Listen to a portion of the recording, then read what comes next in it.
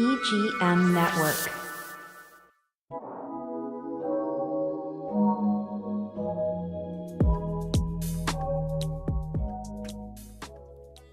Hi, welcome to Silver Linings. I am one of your hosts. I'm Janine Barrows, and I'm here with my friend and co-host, Raul Perez. And today we are picking up where we left off.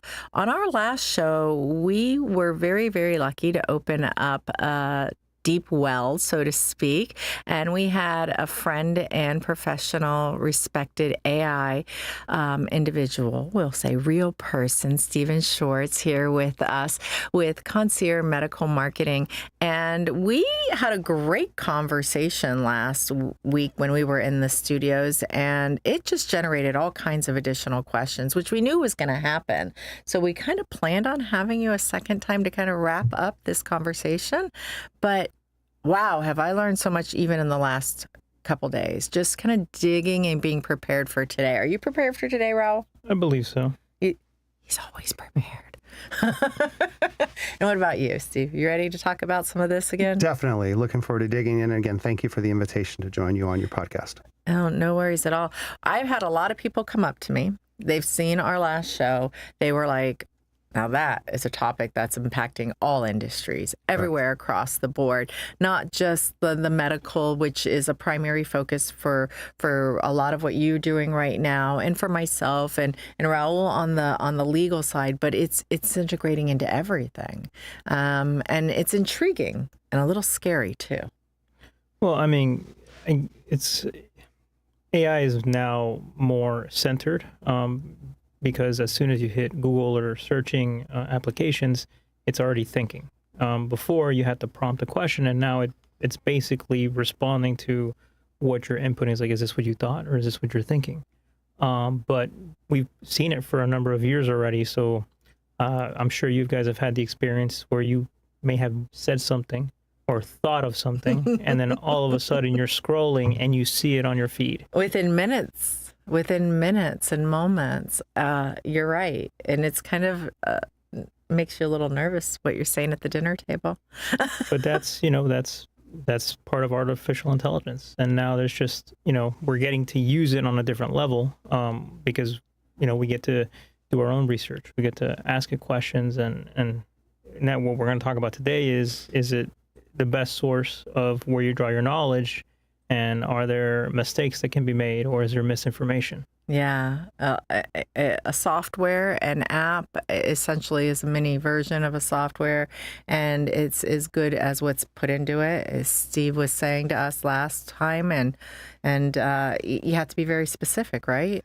About how they're designed. Exactly. So just quickly, the discussion of having a discussion at your dinner table, and then you see ads on your Facebook or Instagram or whatever reel, that's related to AI, but it's a bigger issue is, are our smart devices listening to us? And are they then taking what they hear and using it to serve ads to us? And so many people believe that that is true, which is kind of interesting that people still use smart devices in their homes. When you have discussions of, everything that we have discussions about in our homes privately. But when it comes to your question on the quality of the AI output, it is completely determined by the quality of the input. For example, if in my line of work, using Maddie, the digital marketing assistant created specifically for membership medical practices as part of my work of concierge medical marketing, a practitioner could say, write me a blog post about GLP-1s. Okay, so these are very popular weight loss type of injectable medications. Well, it will create a blog post about that. But the quality of that blog post is going to be subpar. It's going to be generic. It's going to be, frankly, boring. Why? Because you have to first give the background to the AI tool. You have to tell Maddie exactly part of your onboarding. Who am I? How do you refer to me? How do I share information? What is my tone? Is it very clinical? Is it very friendly? Is it a little hang loose? How do I communicate, right? And then furthermore, in a blog post, do I want a blog post that's 500 words, 750, 1,000, or longer, based on The details. absolutely, the details of my practice. I'm based in, I don't know, let's say Phoenix, Arizona. Maybe we talk about certain things related to desert heat or something along those lines. So in using Maddie, the AI tool that I created, the first probably 30 minutes of effort that a new practice doctor or practice manager will do is onboard their practice into their account of Maddie. So that later when they say, write a blog post for me on GLP-1s, it will create something that's great. It'll be in the brand voice. And it'll be in that tone. That company, that mission. Exactly. Yeah. Part of it in the training, you can have it say, I want to mention our practice at least 5 times. And again, using Phoenix as an example, I want to mention Phoenix, Arizona, and the surrounding Arizona area, whatever, at least 3 times. And I want to refer to my practice. And I want to, you have to onboard it so it knows that, so that when you say, please create this article for me, it does. And then here's the thing, to your point, Raul, of hallucinations and of the authenticity and accuracy of the output. You as the expert, or in my example, the practice owner, the doctor, the office manager, they need to read that blog post and say, yep, not only does it sound like us and is written in a method of marketing that will help us with our marketing, getting more eyeballs on our practice, but it has to be factually accurate from a medical point of view. And again, not too much that would involve anything related to, oh, I'm actually offering you medical advice, and certainly not breaking any HIPAA rules. So all that stuff needs to get built into, in our case, Maddie, during that onboarding process. Now, lots of people who are going to listen to this podcast say, I'm not a concierge doctor. Right. I'm not going to use this Maddie thing. So how does this affect me personally in my life when I want to use AI for something else? Well, what I can say is you need to train your AI tool on a few important things. First of all, respond as if you are a something. So we call this the role. For example, I use AI all the time to come up with recipes. I want to try, making some new thing in a crock pot or a little, mug cake. You make it in the microwave. In the microwave, yeah. There's all these different things you can make by getting a recipe. So I say, acting in the role of a professional chef who is experienced in helping novice bakers make easy but delicious desserts. I want you to help me with the following. I want you to provide me or create a recipe for a chocolate mug cake that only has 6 ingredients, takes 5 minutes or less to prepare, and is great for a novice baker or whatever. And so you've trained it. Who are you? You're an expert in baking, and I want you to give me this thing in this format. Try it that way, and all of a sudden, you've got a great recipe to try in the right format of what you need as the consumer. Right. And we do. And we talk about AI like it's one connected entity, when in reality, there are different artificial intelligence programs, softwares, apps created by multiple different entities, and they are dragging data and information from all over the web and life and history to put into there so that there is resources to draw from. But sometimes those resources, as you just mentioned, AI hallucination, can lead us and down paths that we never intended, and even create history that supports the AI's information back to us. And Raul had referenced it earlier today in our conversation, and I thought he was just being silly, giving me some random commentary because, well, it's all new to me and I'm not tech savvy. And so I thought that was the case. But in reality, you corrected me and informed me that Raul is right. That's a shame of walk I'll have all week long. Right. And he was just alluding to something about that hallucination in AI and the impact it could have professionally.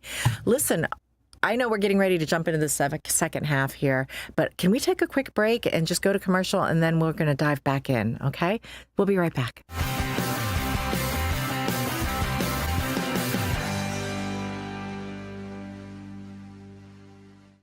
There's one Broadway musical critics are calling despicable, diabolical, unseemly, and, oh yes, ingenious. The New York Times calls it amongst the most inspiring musical in years. A Gentleman's Guide to Love and Murder. Don't miss the bloody brilliant winner of the Tony Award for Best Musical and the new undisputed king of musical comedy. A Gentleman's Guide to Love and Murder. Now playing through February 1st at the Riverside Theater. Get tickets now at the box office or riversidetheater.com. Are you opening a used car lot, pawn shop, a restaurant that will serve beer and wine? In the state of Florida, these and many other industries require a Level 2 live scan background check for clearance to work in your industry. A1A Fingerprints is your certified live scan source from Broward to Brevard. And if you're a medical provider, you need to be registered on the ACA web portal. A1A Fingerprints will help you navigate and comply with the law. Call 772-494-6556 or visit a1afingerprints.com. A1A Fingerprints.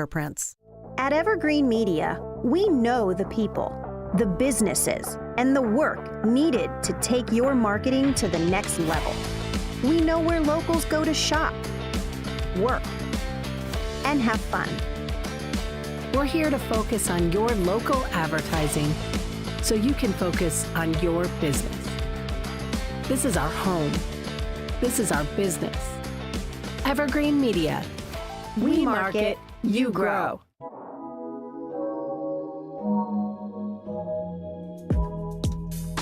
We're back. We are so grateful for our commercial sponsors, and we are especially grateful for our show sponsor. We want to give a shout out to Dill Evans and Rhoda Back, as they have been a show sponsor for us for over the last year, and we are grateful for their belief and investment into Silver Linings. If you or a loved one ever has a need for family law, elder law, trusts, and information on how to sell your property and what's the right way to handle things, please reach out to the team, Dill Evans and Rhoda Back. I promise you they'll treat you like family. On that note, we don't have a lot of time left, and this topic is so deep, and I'm so grateful that Steve came back to join us just so we can cover a few more details in comprehending it. We were just talking before commercial break about how there's a history with AI hallucination and how it impacts the output to create and support an informative answer that sometimes is not so informative or supporting, right? Right. So there are cases in my experience that attorneys have gotten in trouble because maybe they don't have enough time, and they'll ask AI to go ahead and generate a response to these legal documents that they have to do. And unfortunately, these attorneys haven't done the second necessary step, which is to review whatever AI is putting out there and verifying its accuracy. So there are a number of attorneys in different states, even I believe here in Florida, who have used AI, have not reviewed what has been put in there, and have actually filed it with the court, and the court has had to reprimand them. And what was happening That's is definitely embarrassing. Yes. Well, on top of everything else, yes. But what was happening is the attorneys were putting in information of what they wanted, and AI gave them what they wanted and actually created fictitious cases with what they were looking for to back up their position. The other attorneys figured it out, and they brought it in front of the judge, and there were some reprimands, there were some fines, there was even suspensions, because as we've been talking about, AI is drawing information from the internet. It's drawing information from a whole bunch of sources. As a lawyer, we normally use a platform called Westlaw or Lexis, which has very specific tool to research cases. The overall general internet doesn't have a lot of these cases. Okay, they'll have a few important ones, Supreme Court cases.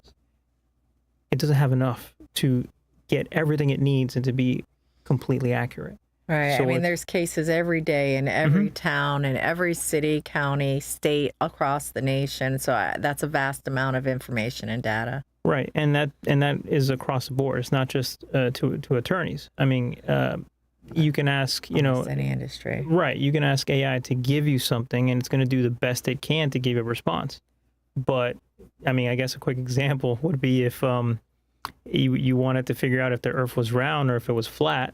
It's going to draw information from everywhere, even maybe some websites that shouldn't be up who believe the world is flat. You're right. And you're right, because there's a lot of information out in the web, and it is going to pull from all available open data, plus what's been shared into it. After our conversations last week, I was lucky. I was sitting with a gentleman who works a lot in physical therapy and prosthesis. And so we did a little test, and I just found it amazing. So I said, well, let's break down the way we ask our questions. It was instigated on the conversations we had, and this is a great test. So we did the first test. What's the best? We asked it, what was the best prosthetic foot on the market? And it gave him an answer. And I'm not marketing any company, so I'm not referencing it. The next question, I said, okay, that's great. And he says, I know that brand. And he started to describe the product to me, and it's more like a hard acrylic plastic formed prosthetic that preserved. So he said, let's ask him another question. What is the best prosthetic foot for a young person? And so then it came back with a different prosthetic foot from a different company that was capable of doing different things, more pertinent to youth and movement and activity. And he thought, oh, that's pretty good. He goes, but this one with kids, this is why they would use it. It's more durable. It has spring action. They move more often. They're still growing. It's got spacers in it. There was the reasoning behind it. Then the third question, which was a much more defined question, was, what is the best prosthetic foot for a young person who was an athlete before the amputation who wants to go back to surfing? Well, that was a whole different product, a completely different line, and it talked about the resilience of the material against sand and water, and the protection of the internal equipment and springs in it. And then it had these cushioned springs in it, because when you surf, you have to constantly readjust that we naturally do in our joints. That now has to be replaced mechanically to achieve that goal to be able to surf. And all three answers were different. All three answers had a different company, a different reasoning, a different product, structure, and design for the purpose specific to that question. And it was eye-opening. It was eye-opening. Yes, we got an answer for every question we asked, but they were not the same. So you've just exemplified how the quality and detail of the input vastly reflects on the quality of the output. Yes. Right? And so as you become an AI power user and you're in there every day with lots of different things that you're doing, you start to learn to prompt at your third or fourth iteration the first time. And then beyond what you said, I would add to that, I want you to review not just brands, I want you to make a grid, including recent reviews over the last 6 months for these different products. I want you to order them in order of 1, 2, 3, and give cited sources where you found these details. Why are you recommending this? So holding you can, AI accountable a little absolutely. bit. You can absolutely tell it to do that. And again, as we talked about with the legal example, you as the expert in your space have to then verify, because there are hallucinations. There are things that it will make up or mess up depending on many different factors.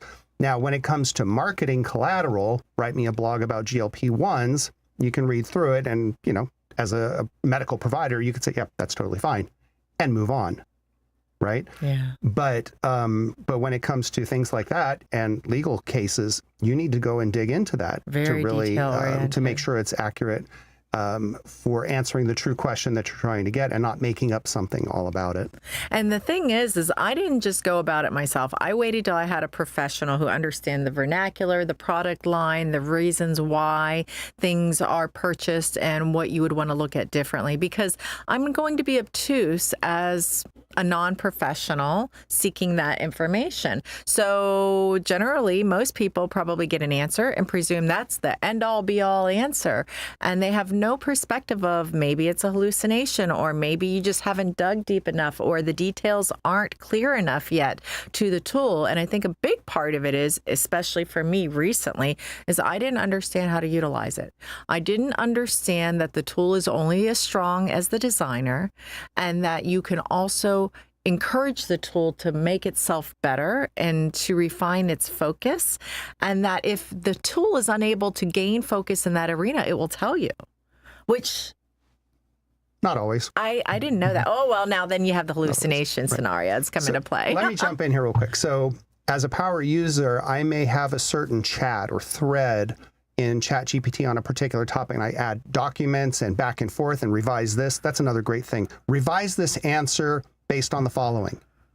Oh. And get a whole different revised answer. I might use that one. But here's the thing. As you use the tool and go back and forth, eventually you'll notice it starts to slow down. Sometimes as you start seeing hallucinations, you're like, okay, this thing is getting bloated because every time it answers, it has to scan through everything that it's already shared and everything I've confirmed that, yeah, that's correct. No, that's not correct. So what you can do when things start bogging down is say, I'm going to create a new separate chat separately from this one. I want you to give me a bulleted list of everything that we've agreed upon here, and I'm going to then copy and paste it into a new chat to start from scratch based on what we've agreed to from this one. And it'll then chug and make that list, look it over, make sure it's accurate, copy it, and then go and create a new chat. Paste it in and say at the top, this is a follow-on from a previous chat. I want to start this new chat based only on this information that I've just fed to you now. Please ask me questions, one question at a time, for any clarification that you may need in order to help me with XYZ. Go. And so that way you're following from one big messy thing over to the clean version in a new one, and boom, it's running fast again and dramatically more accurate. Wow. Did you know that? So yes, it does get bogged down, and there are ways to, for example, recently I used Zoom AI. Mm-hmm. I never knew that was a thing. It listened to the conversation I was having with another attorney and clients. We were discussing how we should progress a case. By the end of it, it gave me a detailed summary of what we talked about, and literally I identified each person who spoke, who said what, and we even had a to-do list and an order of the to-do list, and it wrote it all down without me taking any notes. It was better than the notes I had written down. That happened in my doctor's office recently. So, I mean, that I believe is very good AI. That's reliable because I can verify it. But I think, for most people who use AI, they have to use it as a tool and use it to inform themselves, but not rely on it exclusively, right? It's a tool to be used, but don't think that it's the end-all be-all, because I think I would encourage my clients to use it to get a little bit of background information, but don't think that's it. I've learned that. And if nothing else, if you've watched us and you've heard what we're talking about today, just remember it really is only as good as it was designed to be, and even better yet, how you're utilizing it. Often my dad would say, dumb in, dumb out. And he would also say, I'm going to bet $50 it's an end user issue. I think he was right on a lot of that stuff. Definitely. And we're learning that. And we're seeing that much more today. And I try not to be the end user that has the issues, but often I am. So I'm so very grateful for the time that you've spent with us, for the conversations that obviously impacts our day-to-day now and is becoming more and more mainstream. And although you have a finite niche and focus, I know that in general you're serving the population with greater services, not just specific to the medical concierge. And you're still doing the SEO, and you're still doing an involvement in the websites, and you're guiding people on how to get the the best reviews. So I thank you for coming. If you ever have any questions about your marketing, your business, especially if you're in medical concierge, or you're looking to get a website or education about what does it really mean and what is an SEO, and you're just starting, please give Steve a call, touch base with him, see if he can be useful for you. I have no doubt he'll educate you with as much ease as he has us. Thank you so much for joining us. Thank you for sharing your information and for allowing Raul and I to walk away with some extra knowledge today. Thank you. It's been my pleasure. Thank you. We'll see you all next week.